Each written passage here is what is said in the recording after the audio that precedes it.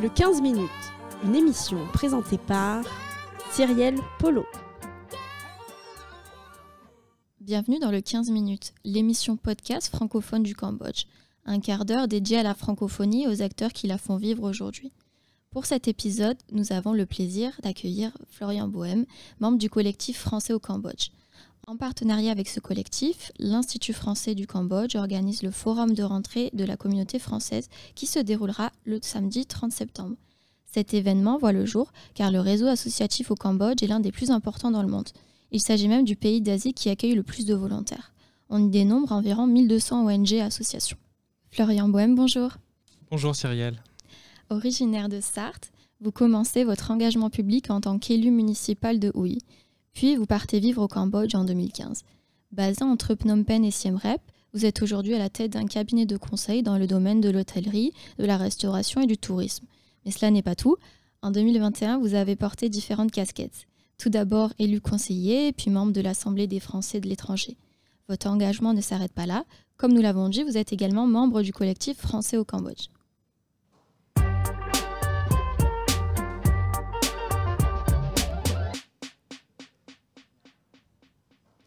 Donc, Florian Bohème, pouvez-vous nous dire pourquoi vous avez choisi le Cambodge ? Est-ce que c'était lié à une opportunité professionnelle peut-être ?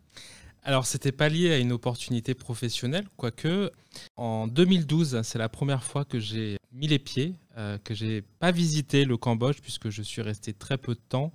Il se trouve que j'étais chef de cabinet de la ministre de la Francophonie, directement au ministère des Affaires étrangères à Paris, et que nous sommes venus à l'époque avec le Premier ministre Jean-Marc Ayrault pour assister aux obsèques de Sa Majesté le roi Sihanouk. Et donc c'est la première fois que j'ai eu le contact avec ce pays. Et quand s'est posée la question d'une expatriation, c'est-à-dire de quitter la France pour découvrir de nouvelles aventures, avec mon compagnon, on a décidé d'abord d'habiter en Asie. C'était la première chose. Et la seconde chose, c'est de se dire, entre la Thaïlande, le Vietnam, le Laos, etc., finalement, c'est tombé sur le Cambodge, déjà parce que c'est un pays qu'on aimait beaucoup, et d'autre part parce que c'est un pays qui facilite les investissements étrangers, puisque quand vous êtes chef d'entreprise français au Cambodge, c'est mon cas, vous pouvez investir 100% de votre argent directement. Vous savez qu'il y a très peu de pays au monde qui permettent ça, puisque la plupart du temps, ils demandent à ce qu'il y ait en fait un investisseur local avec vous, et ce n'est pas le cas au Cambodge. Donc c'est une des raisons qui a fait qu'on s'est installé au Cambodge. Pour parler un peu plus de votre collectif, donc vous l'avez intégré en quelle année ? Alors le collectif français au Cambodge, il a été créé en fait juste avant le Covid-19, et au départ c'était d'abord une initiative d'un certain nombre de camarades, des Français qui sont à Phnom Penh, à Siem Reap, à Battambang aussi, qui était de se dire finalement on a besoin de se retrouver entre nous pour pouvoir aussi se donner des bons conseils entre soi. Vous savez, il y a plein de réseaux au Cambodge, notamment plein de groupes sur Facebook. Mais souvent, quand les informations elles sortent sur ces réseaux, on ne sait jamais si elles sont vraies, pas vraies, etc.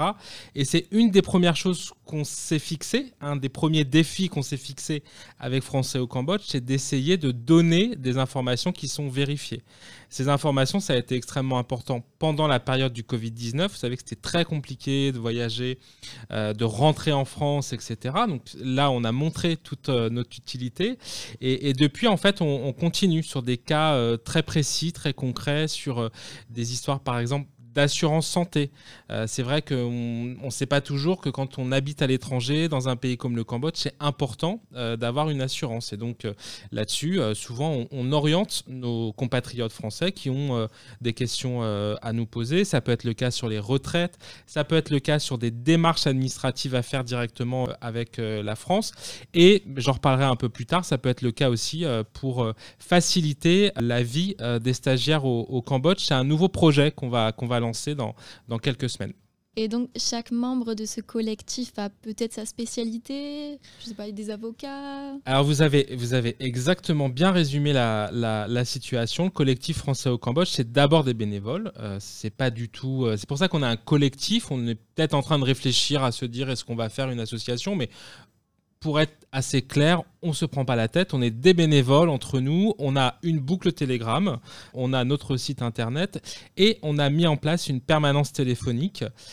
Donc pour les Français au Cambodge, il y a des fois aussi des Cambodgiens qui nous appellent parce qu'ils vont aller en France et qu'ils ont besoin de renseignements.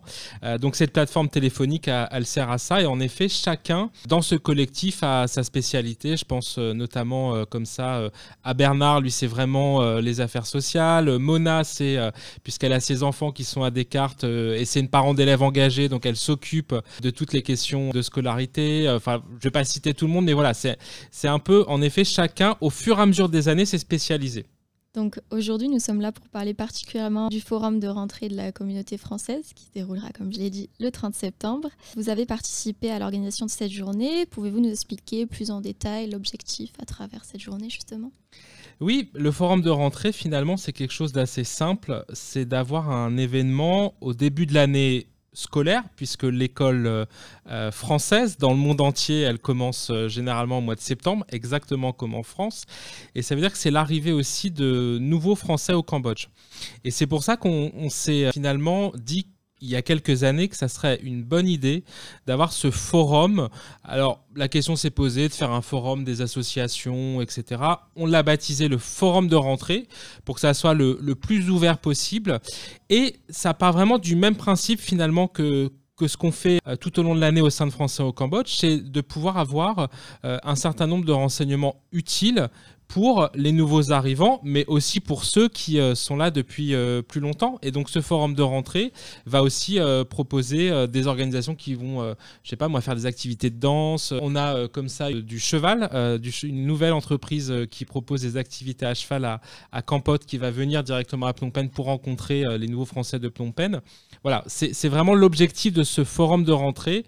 Et j'invite aussi d'ailleurs les étudiants du centre de langue à venir, parce que si vous voulez suivre aussi des activités qui sont en langue française, n'hésitez pas. Il y a comme ça du théâtre. Ça peut être des choses qui peuvent aussi vous permettre de perfectionner votre français. Comme ça permettrait aux étudiants et à tout le monde de franchir la barrière du virtuel. C'est ça. Super. Et combien d'organisations répondu présent ? Alors, j'ai la liste devant les yeux. Alors, c'est pas au moment où on enregistre le podcast, c'est pas complètement terminé, mais là, on est déjà 23 associations ou organisations et je pense qu'on sera cette année entre 30 et 35. Il y a déjà eu une première édition l'année dernière qui a très bien fonctionné et qui avait été un peu plus pilotée par l'association Phnom Penh Accueil, qui est une des associations bien connues de la communauté française.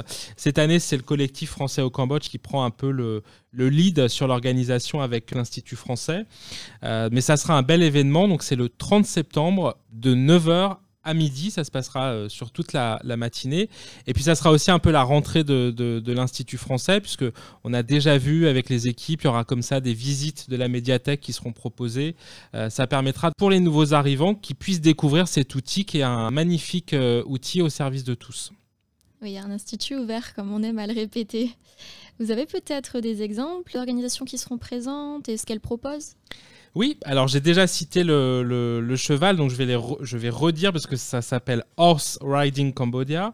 Et en fait, c'est une structure de tourisme équestre qui a commencé ses activités sur Kampot et qui donc propose des camps de vacances, des séjours linguistiques, notamment pour les enfants. Donc vous voyez, ça c'est quelque chose d'assez concret.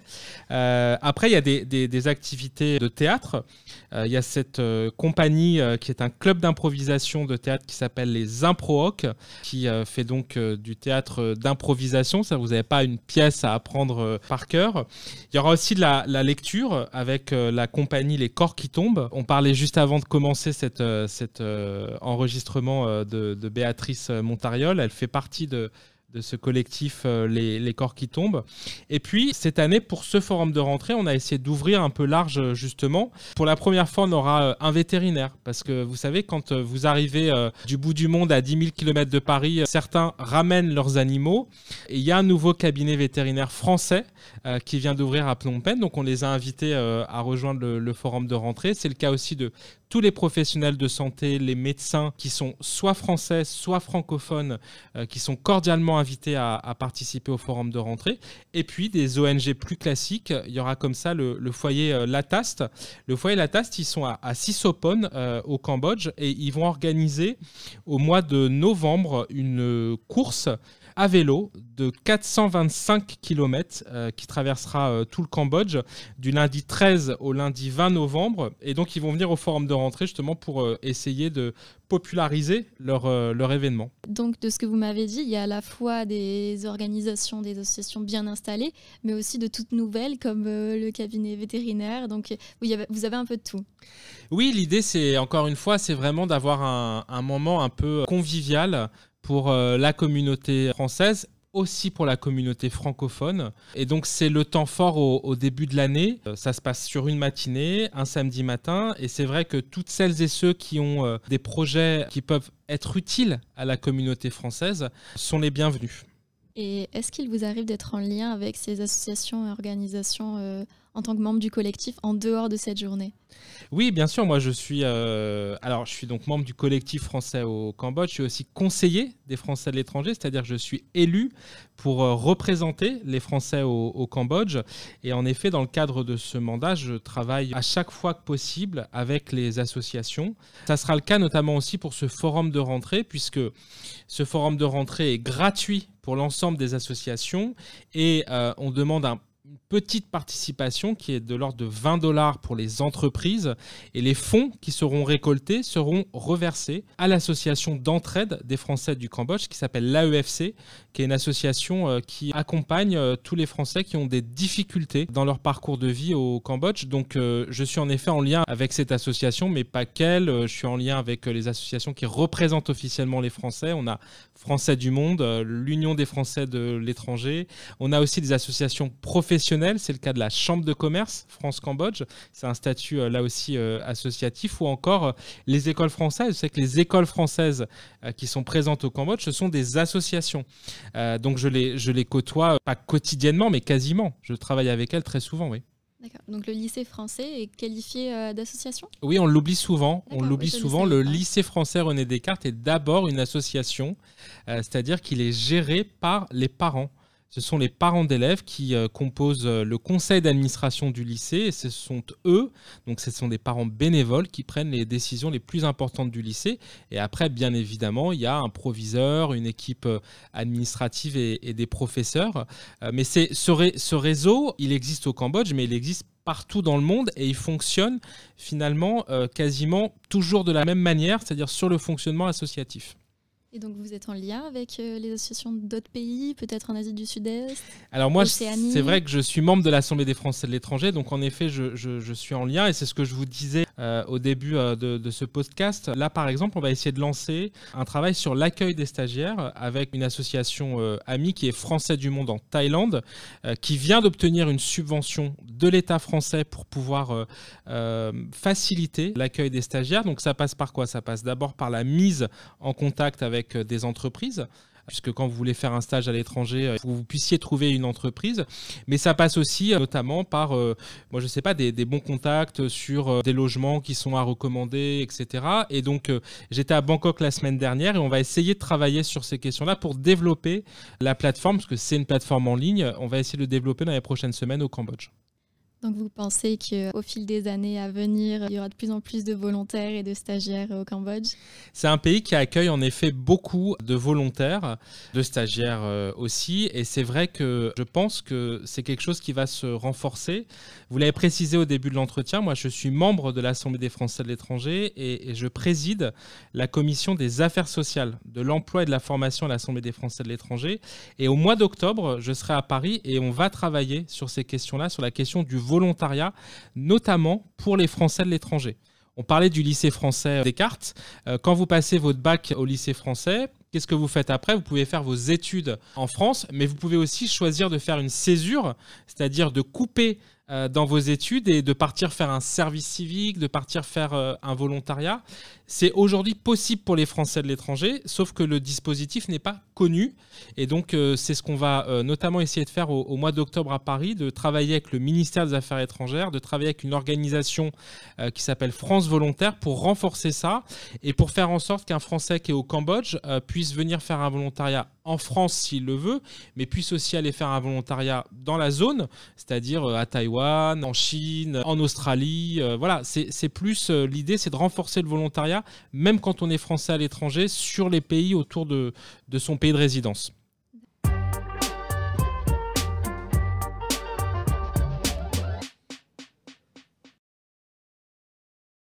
C'est déjà la fin de cet épisode du 15 minutes, le podcast de l'Institut français du Cambodge.